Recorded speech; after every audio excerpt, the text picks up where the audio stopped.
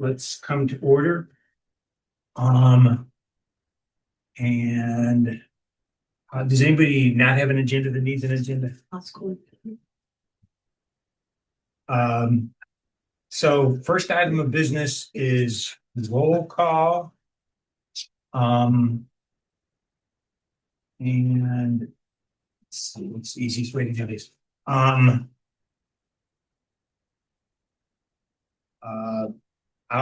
go in the order of our attendance from last meeting. John Hickey here, Pam Bliss here, Sean Finnegan, she's here.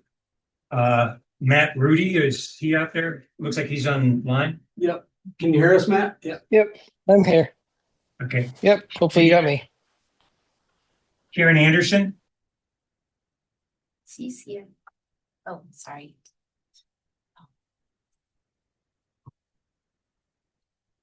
Karen, we can't hear you if you can hear us. She's muted. Yeah. She can unmute herself if she. Okay, well, let's just consider her here. Mary Barger, Yes, I'm here. Sorry. no worries. Mary Bargeron, Yep, I'm here. Tim Farner. Here. Amna Anwar. Hello. I'll be Uh, there in a few minutes. I missed that. She's waiting for. Okay, Nicole Strutman, or Miller Strutman. Here. David Bookless. Here. Anybody I didn't ask that I should have? Oh, Andrea Lacey. Here. Okay, And myself. okay. Oh, Anna Kirian. Oh, I see. You guys are in a different segment of the notes. Okay, good. Okay, so there's our roll call. Everyone should have received the minutes. This is from the November 17th commission meeting.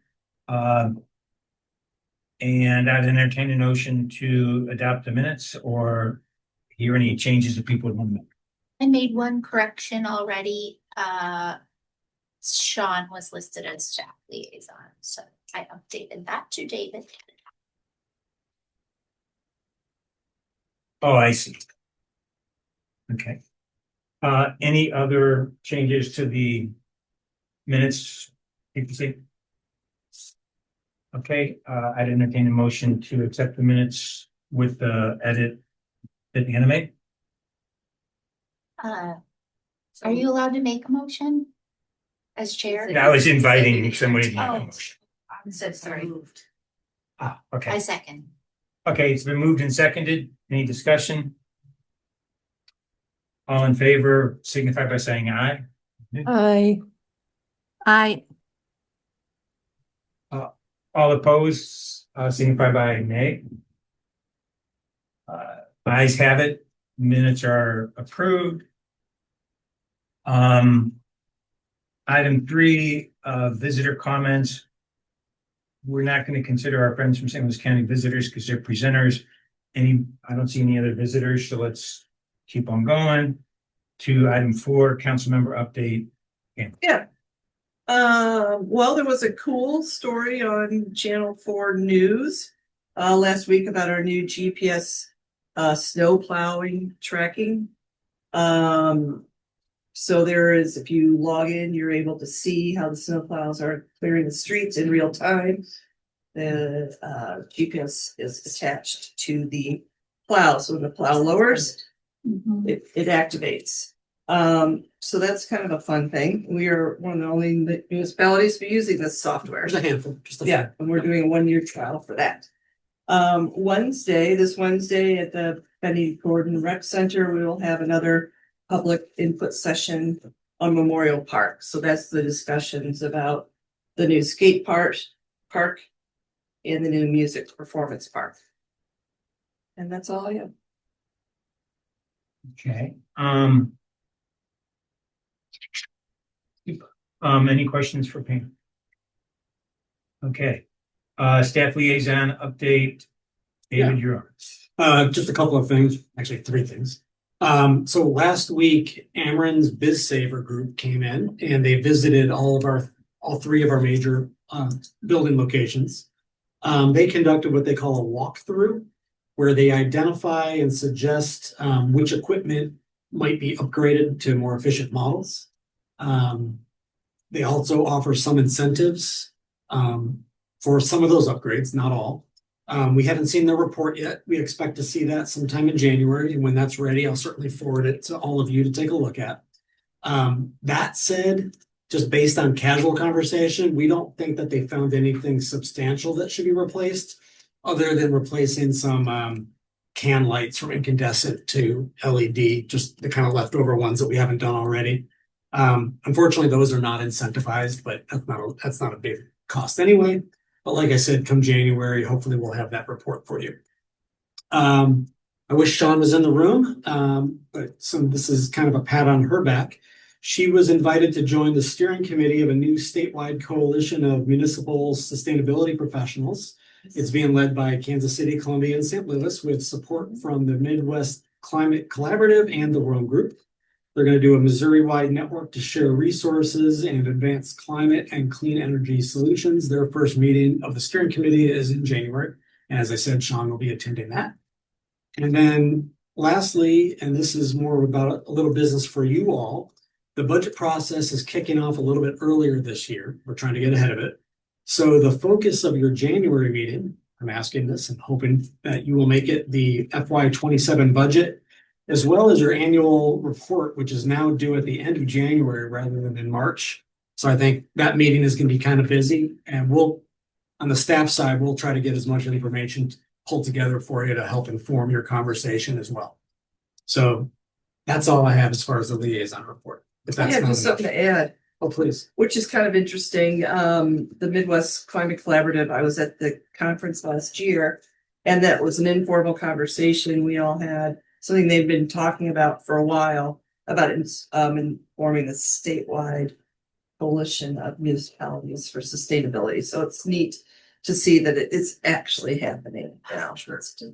Kansas City and they were very active at coming together, and St. Louis is kind of like kind of corral them. So it's great that everything's moving on. Well, actually, one other thing I did think of. Last Friday was the awards luncheon for the St. Louis Green Business Challenge. I attended that along with Planning Director John Wagner. Sean would have attended. She was out of town. And of course, we did get an award. We were recognized along with a number of other cities and a whole bunch of businesses across the region. It was very informative. And I'll see if I can't get a digital copy of the handout that they had so you all can see what other communities have been doing. It was a really good luncheon. Yeah, that's good. The Green Businesses Award ceremony. Green Business Challenge Awards. Green Business. It's what we have in the back corner there. Yeah, it's the same one that's over there, but Yeah, we haven't. with an updated. Yeah. We have a new award. We're gonna unveil it tomorrow night at work session. So nothing fancy, but it's something. Mhm. And it's recyclable.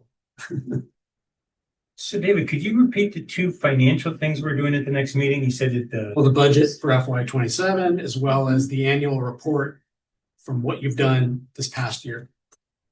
and which is the one that's due at the end of January? That's the annual report. Okay, and that's our accomplishments for this Yeah. past year. And I think that'll help inform, as you plan the next budget year, what things that are unfinished that you want to continue or renew or what have you. Or determine what your capacity is for more, depending on what's left. Mhm. And do you have a recommendation on how we process that? Because if we don't have a meeting if this is our last meeting before that day. Well, I would ask that you all start pulling together what ideas that you have for discussion on that January meeting. Annual report, as I said to Councilmember Bliss, on the staff side, we'll try to pull together maybe a list of what projects you had from the last year and what's been accomplished. Help you fill in the blanks on that, and we'll just have that discussion on at the January meeting. Which we don't have a date on that. That's later in the agenda. We'll figure that out. Okay, so that could be a working session where we don't need to have their annual report at the beginning of the meeting, but we need it by the end. Correct.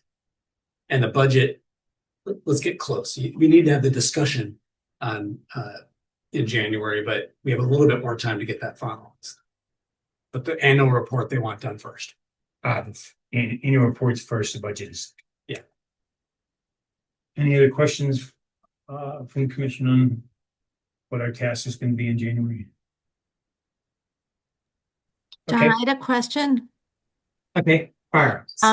David, just as context, wasn't the previous date when our report was due more like end of fiscal and budget, like March or April? It was March, but we had a meeting on this about a week ago, staff, and we were directed to get it done by the end of January. Okay, thanks. I'm just trying to picture how much sooner this is. So it's several months. Okay, thank you. Sure.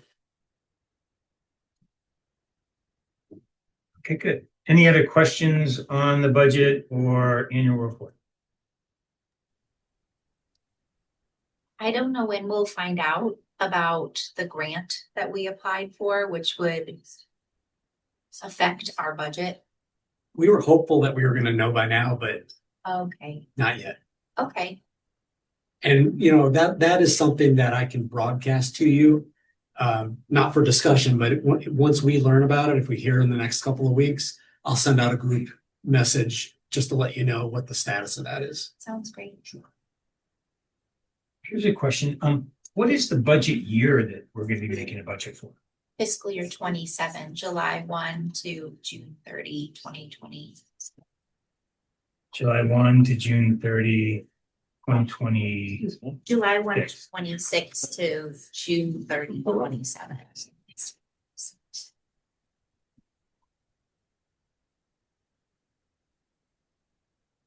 Okay,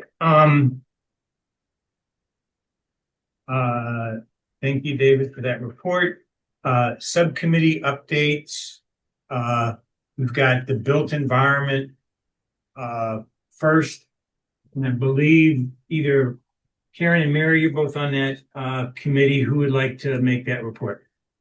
I'll make the report. We met last week, and we decided that we're going to move our meetings even earlier so that we have enough time to come up with questions and ideas before this meeting. So we're going to be meeting like in the first week of every month. We talked about a couple of things.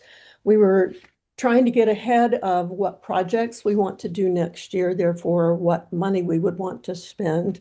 And we also were thinking about our eco-ed topic. I know that that's a separate agenda item on here, so I'll save eco-ed for that. We are thinking about looking, when we look at our work plan that is based on our sustainability plan, one of the things that we had on our list was to kick off an energy conservation, residential energy conservation program for 2027. And we've talked about that quite a bit, what that would look like, what kind of money it would take. And we're not there yet, but we did spend quite a bit of time talking about it. And that is a big project that we're planning on doing. We also talked about doing working on the building codes, and that'll be something that we're just keeping our eye on for now. And when there's an opportunity to have input on building codes, we will do that. That's about it for us. I think. Mary, John, did I get it all? I would add one detail, which is that the Biden administration IRA, what IRA stood for, but Inflation Reduction. Inflation Reduction Act. Yeah, that's it. Oh, you wouldn't think like residential equipment for that, but it's the state DNR, Missouri DNR has put in the Missouri application to the federal government, and the IRA has subsidies for a variety of different things: home furnaces, heat pumps, all sorts of things. And when the Trump administration will actually approve it, who knows? But it is the state has done it. And if it's in place, it would make a huge difference in terms of residential energy conservation programs because it makes a lot of energy efficiency measures more affordable for more people. I had one question on the built environment that we talked about, but I don't think we knew the answer to that question. Which is solar at the swimming pool. I know there's been discussion that there's going to be, in addition to that small array that's already been installed, that there's going to be a larger array installed. Let's punt that one to the next meeting. That's okay. Okay. And just FYI, we're at 420 right now, so. Okay, so good. Speed up. Okay, anything else from the Built Environment Committee? I have nothing. Mary, anything? We did have a question, and David, I don't know if you want to get to this later, a question about the remaining funds in our rebate program. I don't have that figure in front of me. I remember I did send it to you a number of weeks ago. It was better than 20,000. I Yeah, is thought. that 23 or Yeah, something? that sounds about right. It's more than 20,000. So there's plenty in there right now. Great, thank you. Okay. Community Engagement and Development Subcommittee, we have a report. I can do that. So we thank you to Karen for writing a very wonderful and persuasive grant for the St. Louis Jefferson County Solid Waste Management District grant program for waste reduction to increase our capacity for recycling or composting pumpkins next year, and increasing education on composting, waste reduction, and creative uses of leftover pumpkins. The grant amount is $2,807. And this year for this grant application, we were very proud to have the support in the form of a letter from the city of Brentwood. Because one of the goals of the grant is to expand not only our capacity to collect more pumpkins and reach more families, to teach them about composting, but it's also to establish this event as a regional pumpkin composting initiative that includes partnerships with other municipalities. Brentwood being the first to sign on as an official partner. And kudos to Sean for doing all the data entry into the application system. There was a lot to put in there. Yes, thank you for pointing that out. Yeah, and just everybody was awesome on that effort. It was a short time frame. And kudos to Anna for putting her face on the video and doing it in under 1 minute. Nice. Thank you. Oh, you included that? Yeah, we did a Nice. video of the project. Awesome. Yeah. Very good. Okay, super. Okay, any questions for Anna for that committee? Hearing none, Natural Environment Committee. We have a report from that committee. Do you want me to do?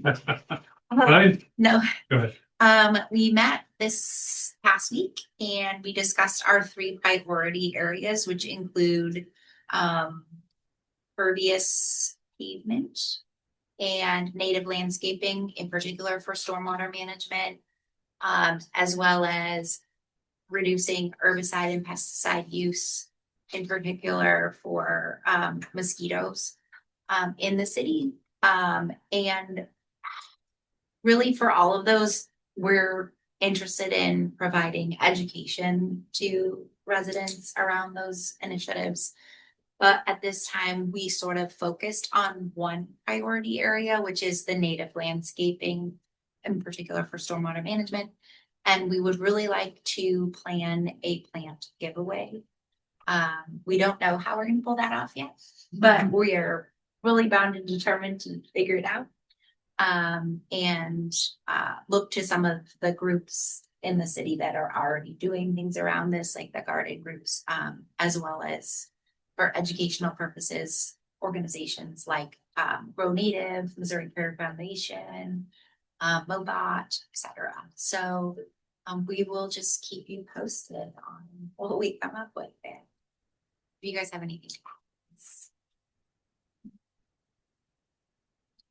Okay, any questions for Anna on the Metro Environment Committee? Okay, the fourth subcommittee is Transportation and Mobility.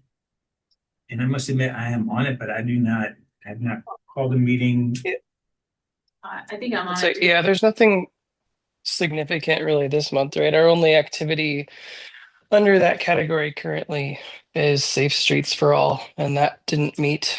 Let's see, we met in November, and which I reported last month, and then we don't meet again until February. I will take the onus to schedule a meeting for the three of us to start looking at goals ahead of January's meeting pursuant to the earlier discussion now.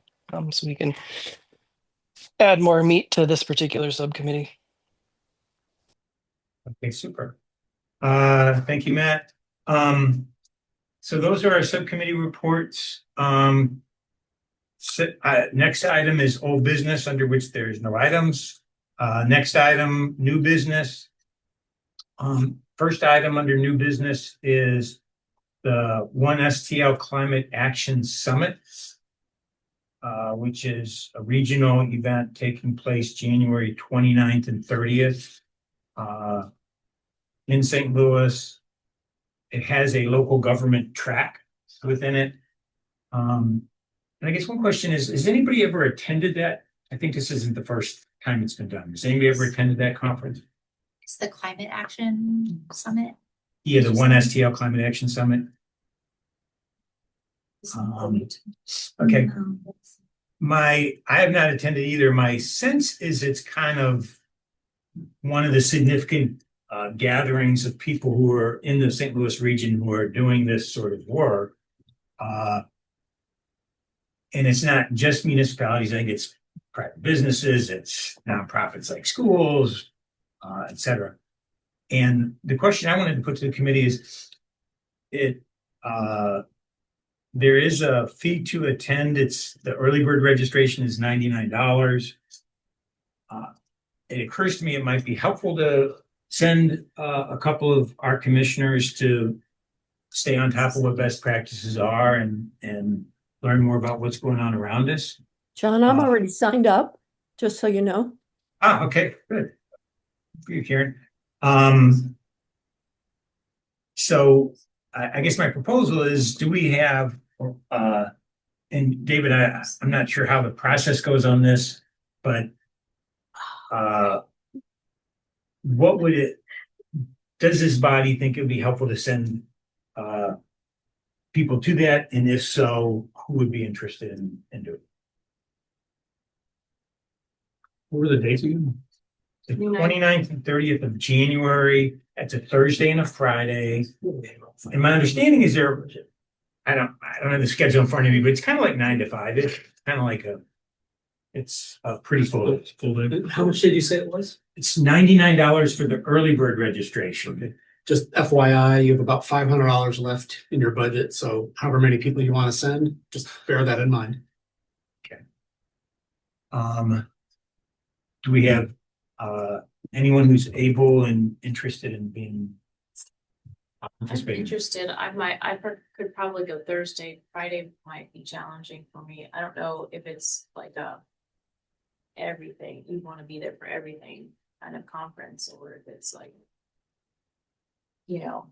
like individual like breakout sessions or something. So I don't know. I'll look into it and see if I can do something with it or sign up for it. Okay. Anyone else interested in I it? think Karen said she was signed up already. Yeah. 11-2. Then if there is space, I would make myself number 3.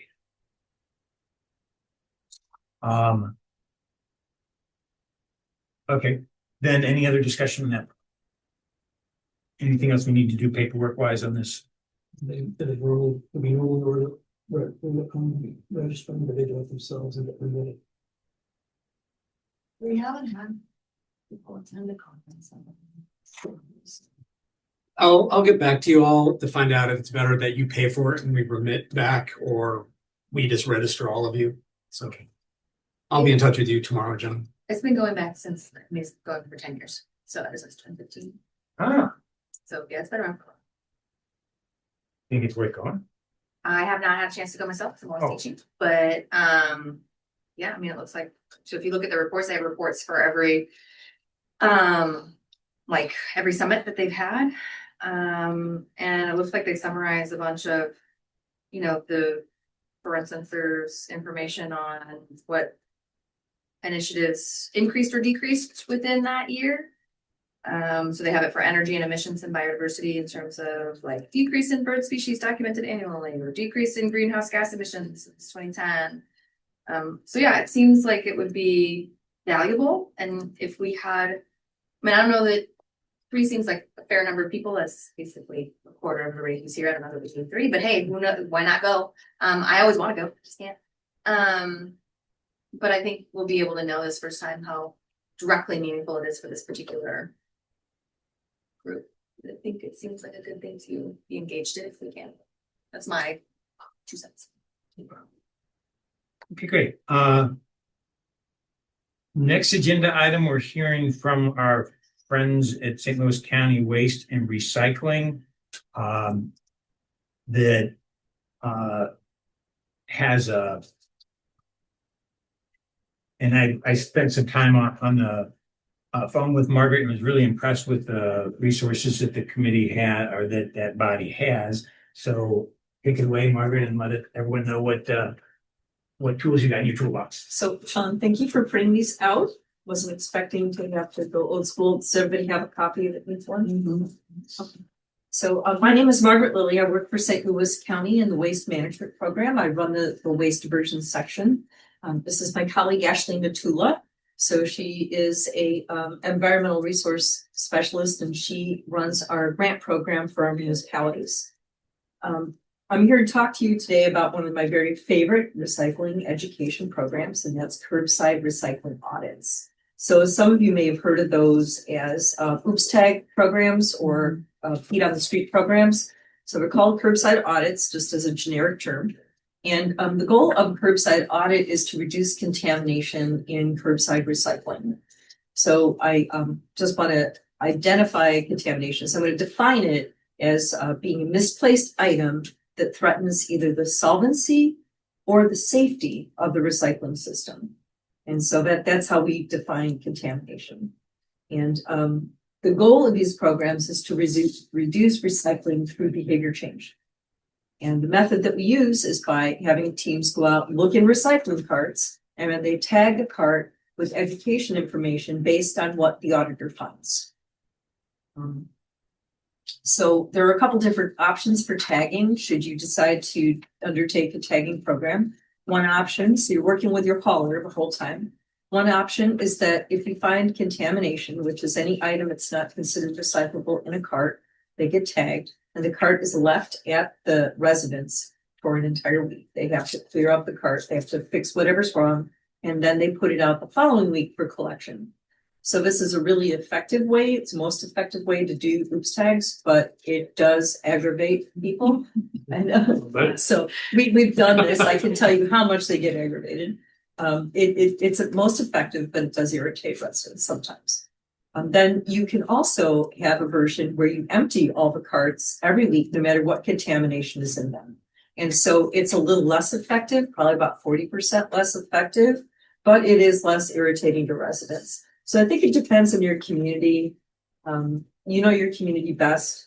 And in some communities, it really wouldn't matter because the contamination that you're finding isn't severe. So this is all based on the Oops Tag program, which was originally created by the Curbside Value Partnership, which then became the Recycling Partnership. And they have a lot of resources available online that are free to communities. And they have things like downloads. You can create your oops tags, all kinds of really interesting stuff. The thing that I find really interesting the most is that they have data. They have data from a lot of the curbside audits that have been conducted across the country. And so when we got through doing like our first big collection in Ferguson in 2020, I was able to compare our data with data nationwide. And I was able to tell how our results compared with others. And it was quite reassuring. So what we've done since then is also echoed a lot of the results that they report nationally. And so they have data from all these different collections, and it's all gone together. And so you can kind of tell where your community is doing in comparison to others. So good recycling is basically all correct items, empty containers and boxes broken down, nothing in plastic bags, no plastic bags or film at all, and it's dry. That's basically good recycling. And good recycling carts in the OOPS tag program are not tagged.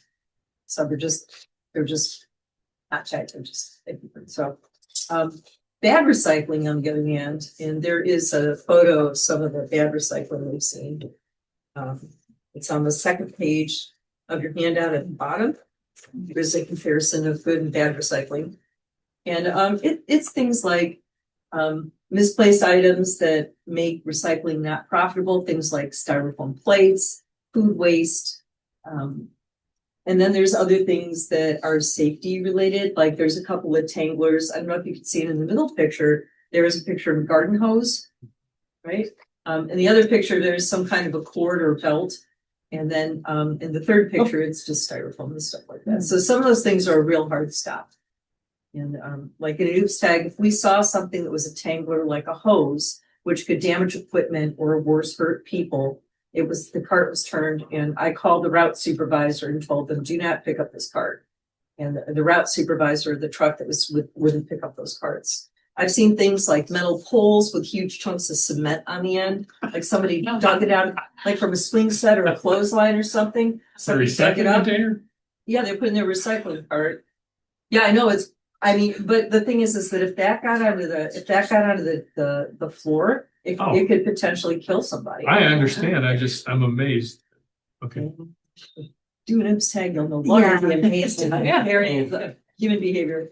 So more typical contamination, there's a photo of that on the next page, are things like, and this is probably what's most common in neighborhoods that know a lot about recycling, is someone will leave the overwrap over a case of water. So the cardboard box has the plastic overwrap over it. Or things like there will be a styrofoam egg carton. Or in one of these photos, there is a jar of mayonnaise, and there's still so much mayonnaise remaining in the jar that it's contaminated. So that's pretty much the more typical types of contamination. But no matter what it is, in a standard OOPS tag program, all of those would get an OOPS tag. So whether it's a big terrible thing like a hose, whether it's a styrofoam egg carton, and otherwise a good cart of recycling, they would all get an OOPS tag. And then the item that was left in there would be marked, and it would be up to the residents to fix it. Or if you choose to empty it, they would just know for their education that it was in there. I have there's a GIS dashboard. So we use an app when we go out and we collect in the field. And we created this app back in 2020 when we did the Ferguson audit, which was our first audit for the county. I worked previously with the city of St. Louis when they did an OOPS tag program before that, and everything was on paper. And we had somebody at the county who said, you know what, I can make an app for that. And she did, which is amazing because this is the dashboard. So if you did an OOPS tag program, you guys would also have access to your dashboard, whoever was your administrator. Uh-oh, what happened? There you go. Okay. So this is the dashboard of the totals of what we did. So we tipped over 16,000 lids. And we can tell from this dashboard that the number one contaminant was plastic bags and film. And we also know nationwide that's number one contaminant recycling carts. And that was followed by, what is this? Bag trash or recycling. So a lot of times folks will bag their recycling thinking that they're being neater or they're helping. I had a neighbor that used to bag every individual single item. Yep. So, and none of that gets sorted. It's all on the tip floor. How many people here have been to a merge? They have a tour. Anybody seen a material recovery facility? Sean? None? Okay. It's a great, good people online too. Yeah, so it's a great tour. And if you do any kind of anything with your recycling, I would suggest getting a hold of Stephen at Republic Services and going on a tour of a material recovery facility, because it makes a lot of what you're tagging for makes so much more sense. And if you're talking to a resident, you can say, hey, listen, the reason why your holiday lights aren't allowed is because they get caught in the discs that separate up paper. They wind everything up and then they stop all the machinery, right? So it's easier for them to imagine. And the more your taggers know, the more your residents are going to understand, the more likely they will be cooperative and change their behavior. So on that dashboard, you can zoom in, and every little red flag on there is somebody that had an oops tag. So you can look up an address. There's a little address lookup. You can look up the address, and then you can see in real time what that auditor is seeing. So by the time anybody calls you to say, hey, somebody put a tag on my cart and I have no idea what it is, you can already have that information at your fingertips. So you type it in. And the really cool thing is that you can also get to the photograph. So anytime that you tag a cart, you take a photograph so that the person on the phone that's answering the question can say, oh, I see the problem. You know, you left a blank link there, whatever. And they'll argue with you. And then you have to say, well, you know, I see a blue bonnet box, and they'll be like, oh, yeah, that's not true. Yeah, that's fine. Right. So, and it's a really good way to start a conversation. So as far as the results are concerned, so week 1 is South Ferguson. It was about 50-50. So 49% of the carts that we saw were contaminated. And that was everything from just a wrapper left in their plastic bag to people using their carts for trash. And 51% of it was considered good recycling, which means that there was nothing wrong with it. And so by the time we got to the end, we had 81% good recycling and 19% just contaminated, which is a really good contamination rate. Yes. Yeah. So, what effort did you make to educate people ahead of time before the oops tag thing? So we had a lot of things planned, but it was also 2019. So when the oops tag was supposed to have started, county was shut down. So we did a couple of events. We did a couple of farmers markets. We sent a postcard. So there's a postcard going out explaining what the oops tag thing was, about what you can recycle, what you can't. There was a website and So like the most recent thing that we did, we sent this out to residents. So it has the 6 categories of things you can recycle. And then on the back, it says that like the common things that people put in there, but they don't like, but it also says why they can't go in there and what else you can do with it instead. So this is one of the things that we did. We had planned coffee in the, yes. When you say send it out, email or hard copy? We mailed those. We mailed those for this most recent pilot project that we did in North County. Okay. So we mailed them. So with some things, mailings don't work, but we find with recycling, mailings pretty much do work. If you do it well, it's like people like them because they put them up on their refrigerator. They do whatever. There's things like we've had really good results, like with emailing information or mailing postcards out about things like our household hazardous waste program. And now it's like email has gotten worse because like people are so inundated with it. Like I know I get hundreds of emails a week, like hundreds and hundreds. And now my email even sorts it into spam and into offers and into newsletters and social media. And like I have no idea where my email is going to show up if I email you from the county. Right. So we also have a tool on our website called Recycle Coach. And Recycle Coach is something that Webster could, for example, put on their website also. That it's free to Webster, and it doesn't take people off your page. So it's just a little widget, and it's our search tool. So it's our search tool, and then there's a tab behind it where there's all kinds of games and stuff for people to play. So you could choose to do that. So that's part of what we did. The other thing that we had planned to do that we didn't get to do because of COVID, and I was told we couldn't, was coffee in the park. So we go out, I don't know what time your trash routes are here, but it seems like every route we've ever done has always started at 6 o'clock. I don't know why. But coffee in the park. So setting up their park, just getting a container of coffee from Panera and having people there answer questions about recycling. I mean, you'd be surprised how many people come to get a morning cup of coffee and just ask you a question about recycling and then go on and go to work. So, pop-up events would be, we think, pretty effective. We're gonna be doing a couple with Hazelwood. We're gonna be working with Hazelwood with the Oops Tag program coming up this coming spring, and we're utilizing their green team. As there's gonna be the feet on the ground for that. So there's that, and then Thank you. so another concern the municipalities have is they go, well, if you have a Oops Tag program, people are going to become discouraged and they're not going to put out their recycling cart for collection anymore. They're going to get upset. And we didn't find that to be true. So we had it was less than 3%. So at the beginning we had a 39% set out rate, at the end it was 36. So a set out rate is different from a participation rate. Set out is how many people put out a cart on a given day. A participation rate is how many people set out a cart at least one time in 4 weeks. So you always have more participators than you do who set out it, because not everybody recycles every week.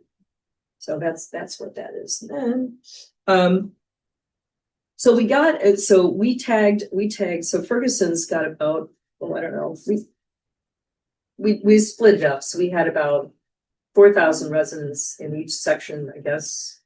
Anyway, we split it up into 8 weeks because we only had a team of 4 taggers. So we did 4 weeks for the first section, 4 weeks for the second section. And for that 8-week period, we got 29 phone calls? It says 49. 49 phone calls. Yeah. So 49 phone calls. And the phone calls were really interesting. We had no idea how many phone calls we were going to get. The purpose of the phone calls is people were just wanting information. Why'd you put this tag on my cart? And if they had a problem with it, we'd talk about the photo, and then they'd kind of relax, because you just got to be willing to meet people where they are. And mostly what they were looking for is they were looking for affirmation. So they were looking for, yes, you're doing a great job and what you're doing is important, or they were looking at affirmation that the recycling system actually works and their stuff actually goes somewhere and gets recycled somewhere.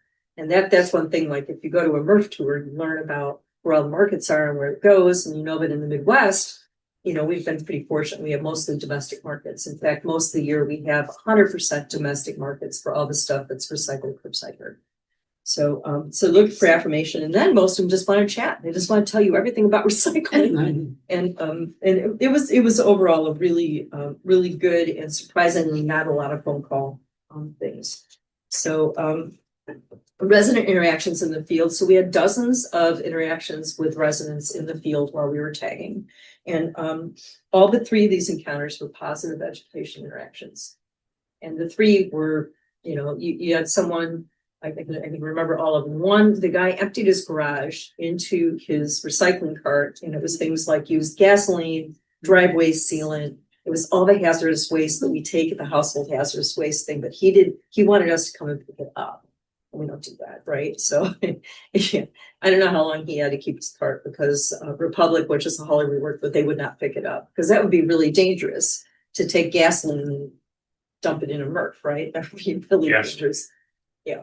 So, and then there was another lady who would put out trash in her recycling cart. So some weeks she would just have a recycling cart out. Other weeks she'd have a trash cart and her recycling cart out, both with trash in it. And Kim was lucky enough to meet her. Yeah.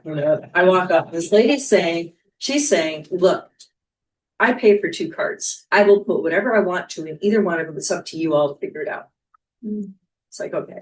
And then the other person decided to get into an argument with the auditor because he felt he knew more about recycling than anybody auditing his cart or the trash company or the material recovery facility that takes his stuff. So all of those people, we just never touch their cart again. It's just not worth it, right? We just don't. So those are the ones that we opted out. And then a few other people opted out, but I think out of the total number, it was like less than 9 people. We're allowed to do that.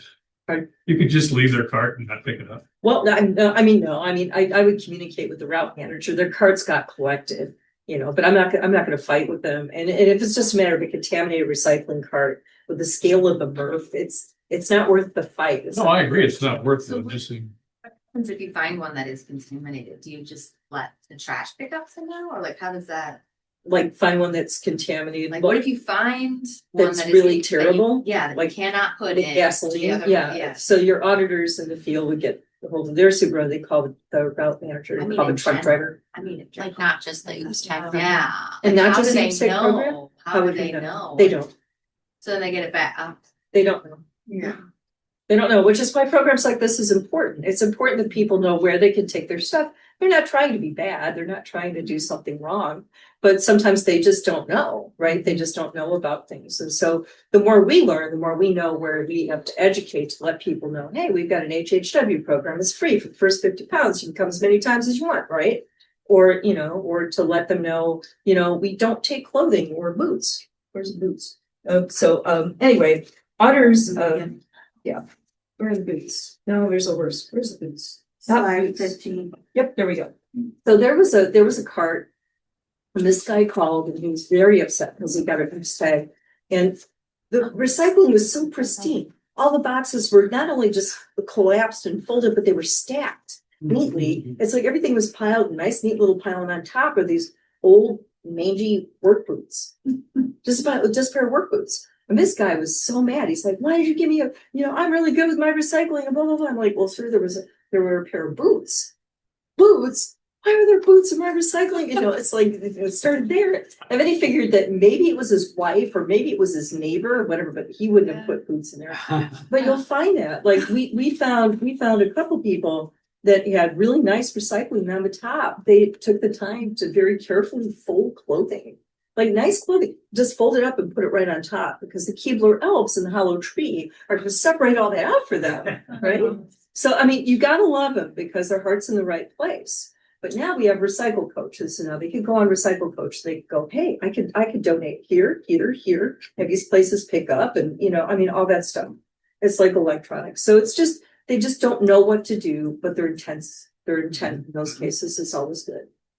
So that's Right, and then we have suggestions for if you want to do an OOPS tag program. And yeah, I know this one. Okay, so there's a lot of things to consider. You're lucky that you're in Webster and you have a university here. You have a high school. It's like if you wanted to hire auditors, you have like a pool of people that can work summer mornings. It's nice. You're done by 10 or 11 in the morning and you're working on whatever days you're being picked up. We can offer lots of, I'll let you read those suggestions later, but we can offer lots of support for you for this program. So we have a waste reduction grant that's available that could pay for basically all of your expenses and cover some of your administrative costs. And then graphic design support, we can help you with that. We have yard signs that we can lend you. We can print them out. And we just, Ashley here has gotten to be a real pro at laminating signs for yard signs. We'll conduct training of your auditors and your staff. We can also provide 2 to 3 county staff members to assist you with tagging every time you go out. So they can either assist with tagging or they can supervise other groups of taggers in the field. And then the use of the county GIS app. So the app that we built is now on a new platform, and it's amazing. So you just get a login. You can do it from your phone. You can pull mine up. Don't we have like 3 We've got plenty. Okay. So we got plenty of logins, and we've got I could show you the one that we just did for this is one we did in North County. And I wonder if it's still up or there's still questions. The questions were not there. The questions are not there. Okay. The yeah. questions are not okay. Yeah. So and we can design that. We can do all that back end stuff. So we put it in the side of on the side note of that too is we can also give you an up-to-date GIS based address list for the municipality if you need it. So we know that address lists can be difficult to generate.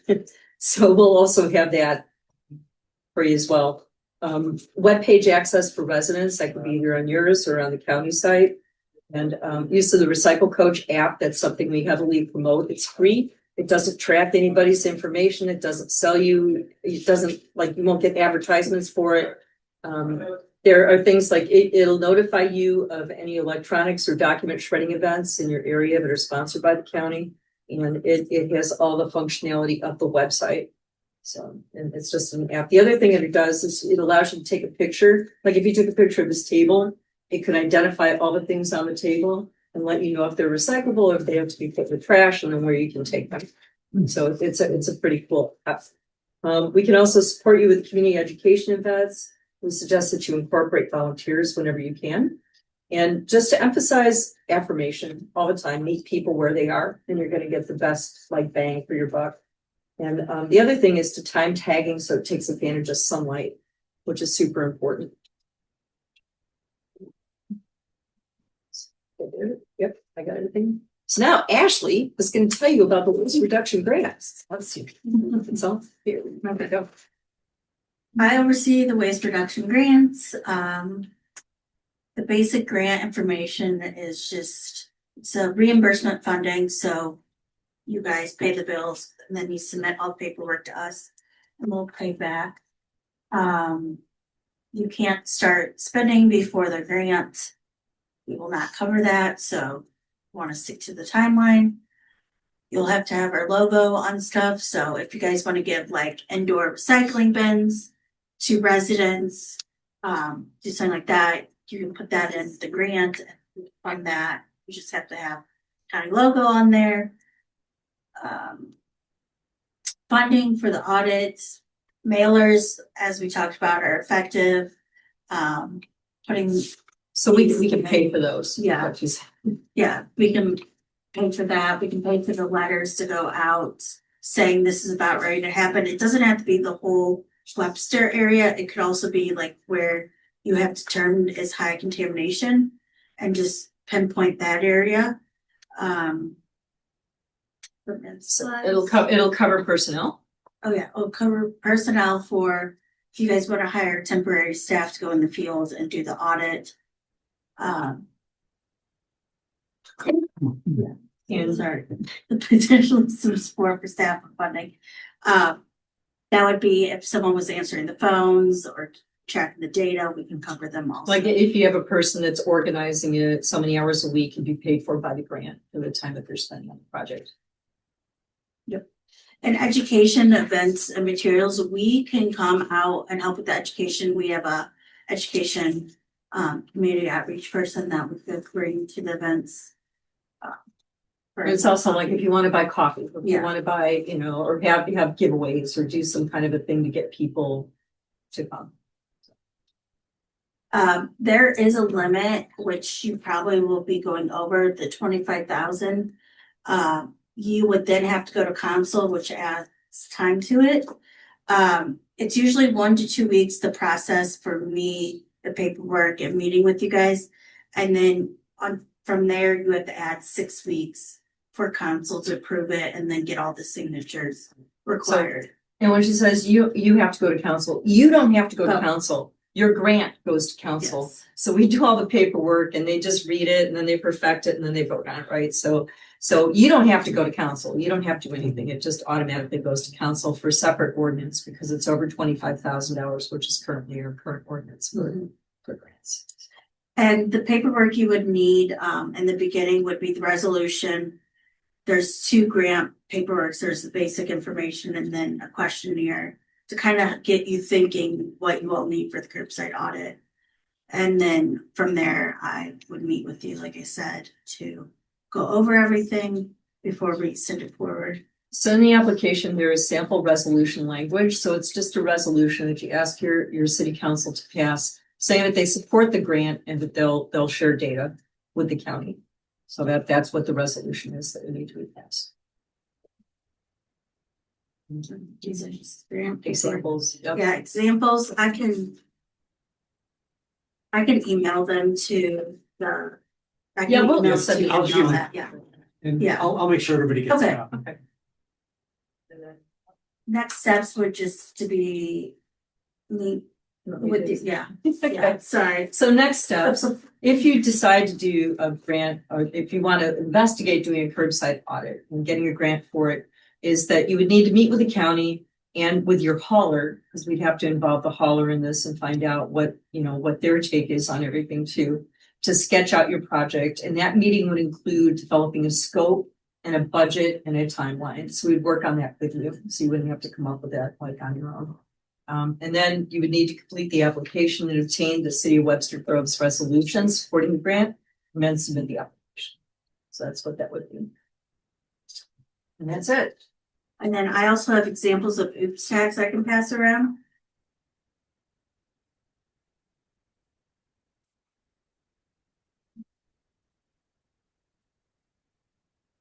Does anyone have any questions? Real quick, how long is the program overall once we begin it? Like, okay, so audits, we recommend 4 weeks. 4 weeks. 6 weeks is what Curbside Partnership recommends, but it's kind of overkill at that point. 4 weeks is just as effective. And so you got to kind of play a little bit of time with that. You've got about what, 22,000 residents here? So it's about 8,000 households, single family and 2-family homes. 9,000. It's 9,000 single family and 2-family homes. Sorry, units, multifamilies. residential units. Yeah, that Okay. includes multifamily. Yeah. Multifamilies included in that. Well, in her figure, yeah. Oh, in her figure, yeah, okay, so, yeah, so we would probably split that into 2 groups, and then you would probably need 4 to 6 auditors. And then you could do 4 weeks and then another 4 weeks, so it'd be 8 weeks total. Have you ever had any cities that sign up to do this have difficulty hiring the auditors? So, well, we had a city that hired auditors and then it all got kiboshed. Because they didn't have, I guess, a clear understanding with their city management. I see. So, no, they were able to hire people just fine, just couldn't do the project. That was a while ago. Yeah, paid, yes, paid. And so I think at that time, I think in the applications at $18 an hour. I think that was like 5 years ago that we had that limit. I don't know what it is to hire temporary help, but a lot of people go through temp agencies. You know, and again, the colleges and the high schools, you know, are probably pretty good. You would just have to check and see with your insurance if you're going to hire high school kids, if your insurance would allow kids who are less than 18. You're not in the street. Like, we try to do things as safely as possible, but they're at the curb. Like, we've got all kinds of safety rules. Like, you don't cross the street. You've got one tagger on this side, one tagger on that side, and a supervisor with them. But, you know, that I would check that to see if you can hire 16-year-olds to do that. Check that your public works department may know, because sometimes they hire kids to like put fire hydrants or do whatever. So, yeah. In terms of the actual audit, the auditors are doing, how deep do they go into each bit? It's surface. Yeah, in a recycling part, if you just tip the lid, you can look in. Yeah. If you can't see the bottom, there's contamination there. Like, the first thing you do is you try to move the cart. If you can't move it, there's contamination there for sure. Yeah, you can pretty much see pretty far down. So you don't have to dig through or touch it or anything. Hold on. You can't see the bottom, there's contamination. Chances are. On what basis? A basis 16,000 basis of 16,000 lid tips. So I mean, I just, yeah, we just, if you can't see the bottom of the cart, there's bags. I mean, you can tell if you can't see the bottom, but it's because everything's nicely folded and it's all loose recycling, then you know that's fine. But chances are, if you look in there and it's just dark, there's plastic bags down there. We fill our cart almost every week. Yep. And I promise you, my wife is recycling. But we would be able to see that. We would be able to see that it was, you know, the things were rinsed, the caps were put back on, that the boxes were broken down. We would know that there was recycling going on. Okay, so you don't Yeah. reject something just because it's full? No. Oh. No, but you know, we never. That was the you never- impression you I never- got. No, you never have to dig into a cart. Like, we never want anybody digging into a Okay. cart. The recyclables are usually lightweight, right? Yes, So they when are. you tip a cart, there's movement in the cart. That thing Yeah. can shuffle, paper Yeah, shuffle. right. So that. Sure. If you so can't- it if you doesn't- can't and move it's the cart- heavy and you can't lift it, or Yep. when you do lift it, if there's not a lot of movement, that means there's some heavy stuff in there, which probably not. I mean, sometimes I had to take But my sometimes phone. people Sometimes you have put a lot of paper in, like if they're just getting rid of paper, that could be. Yeah, but it's Yeah. still, it's, yeah. You gotta come out in the field with us. Well, Trey, You would know the you could be one of our. So we got trained first auditors. number. Yeah. So if anybody thinks of any other questions that they want to ask, feel free to send them to me and I'll send one email to Yep. Margaret. Yeah, it's absolutely, though, the very best education experience. I've worked in this field for more than 30 years and it is the best. It is the best. It's the most effective. It's the most positive, and you're getting like that one-to-one feedback with people. And I can't say enough good things about Oops. Anyway, thank you for listening to us. Thank you. Thank you for coming. This has been really helpful. We will be in touch. Good to have the firsthand knowledge Yeah. to this group, because we've been talking about it a little And- bit, so. And you know, get a tour of the MERV. Yeah, I can't recommend it enough. John organized one last year. We did organize one went to the public, Nice. very eye-opening. Yeah. And we have the advantage of having the Webster Kirkwood Times, which can also, Nice.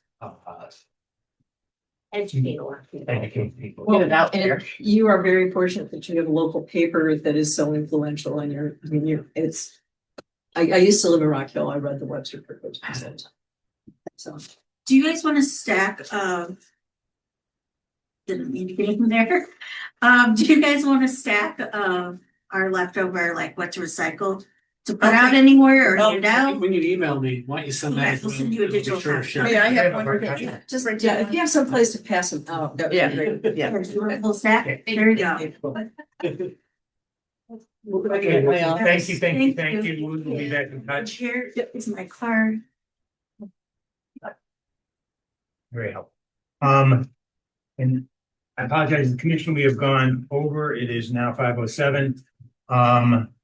What I would suggest is, given that we've heard this information, that we take this up at our next meeting and identify whether this is something where there's enough support of the commission. Are we gonna skip through things on the agenda or? Okay, we had the built environment. Yeah, let's. You're right Okay. at 10 toes. Community engagement and development, and anything from next. No, week? You're already done that. You're on at 10 toes. Yeah, we're on new possible business. expansion of solar rebate program and then 10 toes. Sorry. That's expanding it to include EV chargers and just a second, heat pumps, yeah. We, I dropped it a letter and sent it to Sean and copied you all, not the whole commission, but it just basically was a simple request to expand it. And I didn't, David, I Yeah, I said, thought it was gonna be under the update of the committee, but that's where I thought it was gonna be, but maybe not. so did you all, have a chance to look at it, and what's our process from here? I think you all just want me to vote on it. Yeah. To make it official. Okay, so this body would vote to say, yes, we want to expand the Wanna kinds make of the things. Station. Okay. To Yeah. the city that they expand the rebate program. Yeah, ultimately it's council's decision, but you need to make the recommendation to them. I entertain a motion to expand the usage of that solar rebates to EV chargers and heat pumps. So moved.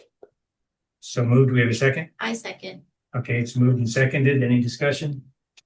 All in favor signify by aye. Aye. All opposed, nay. Ayes have it. So that's done. The 10 Toes Express, I would suggest we just table that at this juncture. Unless anybody wants to raise it now. Oh, and it's most, so let's punt that. EcoEd speakers and schedule, is there anything that we need at this point? Mhm. Yes, we need topics. The first EcoEd is in March, and we need to have the time to come up with our speaker. We have the one in March. Green Space has April and May, and then we have two more, and they have one more after that. So we need 3 topics. Built Environment had a couple that we were looking at. One of them was the kicking off and something related to the expanding the residential energy conservation. And then another one was having to do with codes. So Could I suggest at this point, Karen, given that we're over time, it sounds like these are things that we can talk about next month because they're further down the line. well, Is that the first week in March isn't that far down the line once you get to January to try to come up with a speaker. I thought you said you had one for March. No, we don't have one for March. Green Space has April and May. We have March is our month, but we don't have a speaker. And did you say there was 2 other months that this commission was responsible for finding speakers? And what months would those be? It can be either June, July, August, September, or October. We haven't settled. We have library space reserved. We just can work with Green Space to decide when their next one is and when our Each two other subcommittee is are. supposed to come up with a speaker. Is that the way it goes? No. No, I thought that was the case. Okay. There are 3 topics that the Sustainability Commission can organize for. And since there's 4 subcommittees, Oh, okay. somebody's gonna. But you said you have one idea already, sort of that you're bandying about. Well, yeah, we have a couple for built environment, but we wouldn't be able to do the one for kicking off the new program in March. That there would be no way we could do that. So either community engagement or transportation. Natural environment, I think, is almost going to be covered by Green Space. They're going to have 3 natural environment related topics. And so I am thinking that might be the committee that we asked to not come up with anything else. Or how about rainscaping? Would that be a topic that, I mean, that's Green Space, they could certainly cover rainscaping, but they also focus more on parks and the public green spaces, but we haven't done anything with, rain gardens. The eco. A little bit we did when David Wilson gave the tour of the stormwater, the rain garden at Larson Park. A little bit, but it's so important and popular that if we brought it back, I don't think anybody. Yeah. Yeah, we could probably pull off rain gardens in March. Reinforcement, yeah. Yeah. okay, so we've got a March thing, and that I think gets us to, and we can figure out the rest of the stuff next meeting. Sure. David, I do have a question about this kind of bumped up, accelerated timeline for annual report and figuring out how to spend the money by January. Where are they supposed to be by the February meeting? Is there any flexibility? Well, the annual report absolutely has to be, I'm told, has to be done at the end of January, but Okay, you're supposed to have the discussion at your January meeting about your budget, and hopefully in February you got it all sorted out. okay. Just wanted to try to ease that a little bit. Yeah, absolutely. Okay. Okay. Okay, good. So we've got the first eco ed topic set. Next new item. Wait, we do? Is it the built environment, energy conservation? I think it's the rainscaping. The landscaping. Oh, it's the rains. I mean, that was just one suggestion that came to mind, but. It sounded like there was consensus, no? Karen, you're muted. Sorry, I thought it was just in general, that would be a good topic for. That's what they could do quickly. is what they said. Karen was talking. Yeah, I mean, that's something that we can pull together really fast because there's so many resources locally. I think if one bombed, we could get to another one. So I don't think we'll have any problem pulling that one together if that's all right with y'all. Is there consensus? Yeah. I think the timing's not great, just because people might not, maybe by March, people are starting to think about their gardens, but. Here's a suggestion. It was great when it was like, we could tour one outside last time. But that's just me. Here's a suggestion that might also be relevant and quick to put together, is having somebody like Emily Andrews come and talk about building codes and energy efficiency. I mean, that's something that we're going to be dealing with as an issue moving forward. And I don't know her schedule, but she's really good. And I bet if she's available, she would come. And that is in our purview. We did have Malachi Rain with energy efficiency and I am not in favor of having eco ed on codes. I don't think anybody will come. That's just my from my experience and what people show up for, they show up for things that have a practical application for them right now or something that they're really interested in. Like they came out in droves for Scott Woodbury's native gardens. But Do they you want to do a solar rebate related one again? Solar something? Just We could- thought, also, I don't know if you noticed on social media, there was a great solar rebate explainer video. Oh, it was, yeah. And so I'm just tossing that out there. We've got Earth Day, sorry, Earth There's Day. nothing that comes in here. Okay. Popular bird watching owl expert in the area that does local talks, and it could tee up spring migration. Good. Let's go back to Pam's point. Your suggestion, Pam, again was Just something related to the solar energy, yeah, we could have people maybe who've got teaming up solar with solar rebate or whatever. could talk about their experience. And then and I find that of it. I think people would be interested there too, because it's gonna be very practical. People could come and say, like Matt Rudy could come, for example, I'm speaking for you, Matt, and say, here's the numbers, here's what I got. I'm curious, like, it seems like there's a lot of ideas and we need to figure out something for March and the sunshine rule. Yeah. How do we kind of, Well, you can't have the conversation offline Yeah. as a commission, right? but if there's a subcommittee that wants to So- handle. Maybe each subcommittee come up with something or like. You've already said Yeah. natural environment. Yeah. You or- don't want us to, because green space is gonna handle that. That's- They're also doing Right. they're doing birds in May, by the way, or April. So whoever said birds, that Green Space has that in taken care of.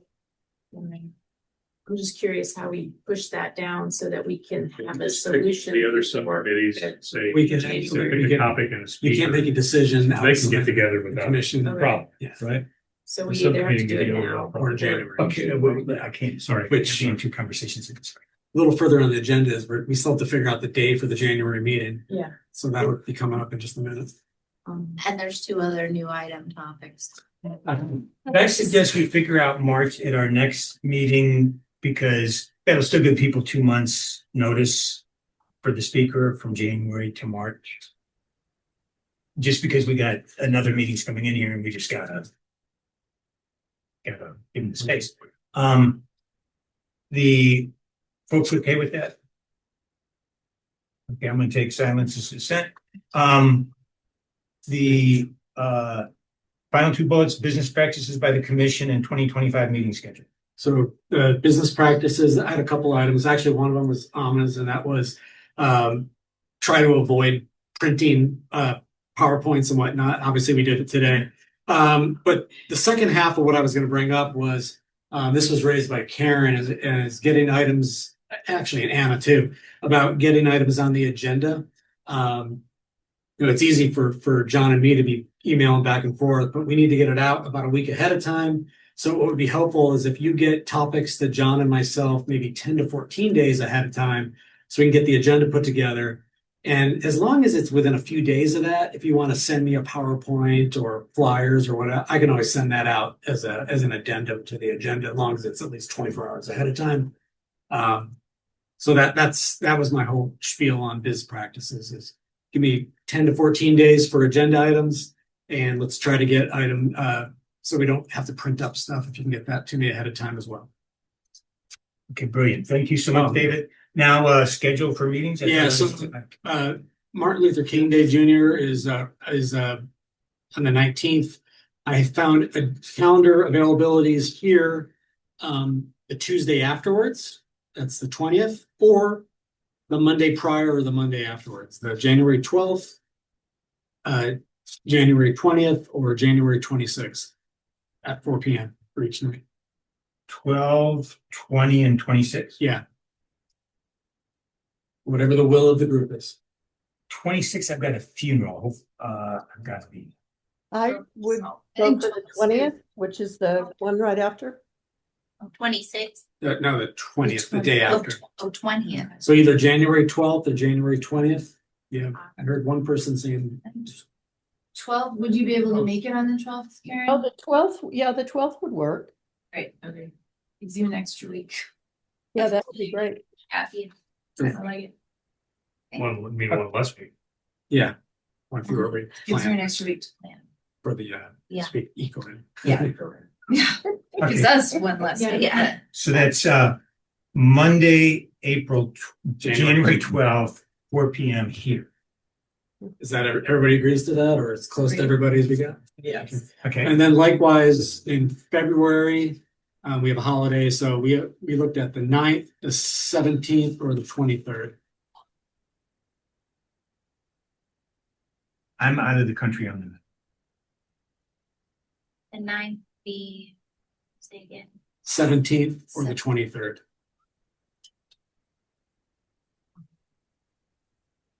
Which one of the 17th or 23rd is a Monday? 23rd. 23rd. I think Monday, keeping it on Monday helps me. Otherwise, I will probably brain fart. The 9th is a Monday, right? Yeah, the 9th is a 9th is Monday, the 17th is a Tuesday, the 23rd is a Monday. But John is out on the 9th. Oh, sorry. So it sounds like 23rd, is that work Let's for do that, people? Yeah. All right. Okay, 23rd it is. I'll try to get you all a calendar tomorrow or the next day for the year.